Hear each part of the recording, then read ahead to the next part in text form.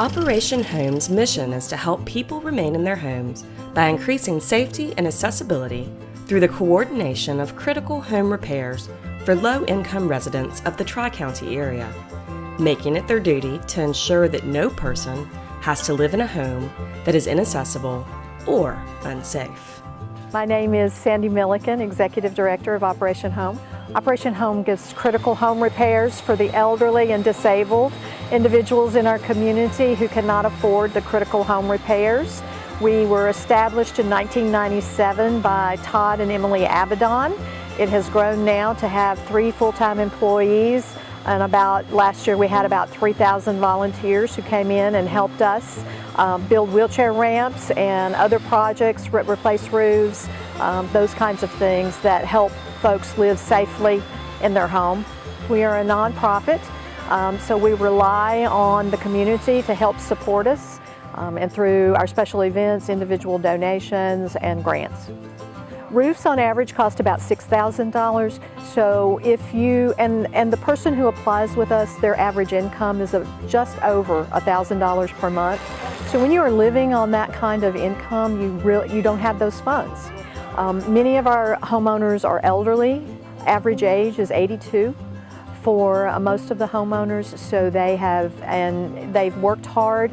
They lived the American dream. They bought their home. They raised their children in the home. They help their religious community, they help their neighbors, and now they just find themselves unable to do what needs to happen to their longtime home, and they just want to age in place. Almost all of our wheelchair ramps are completed by volunteers, but the more skilled things in terms of roofs, bathroom repairs, bathroom modifications, those are usually done by skilled contractors. Sometimes those contractors volunteer. Grace Star is a good example of that. They're coming in a couple of weeks, and they're going to put on, with all of their employees across the U.S., they're going to put on 17 roofs out in the Allendale-McClellanville area.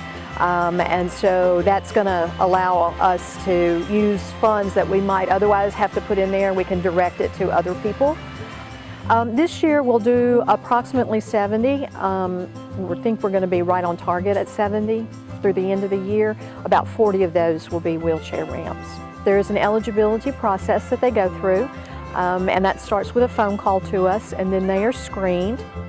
From the screening, we are trying to look at and weigh what is the most critical need. So someone who's just interested in having, say, some bathroom changes versus somebody whose home they're putting buckets on the floor to catch the rain that's leaking into their home. Those are all things that we begin to weigh. We look at their income level. We make sure that all of their taxes are up to date, so there's no risk of this investment and then something happened to their home from that.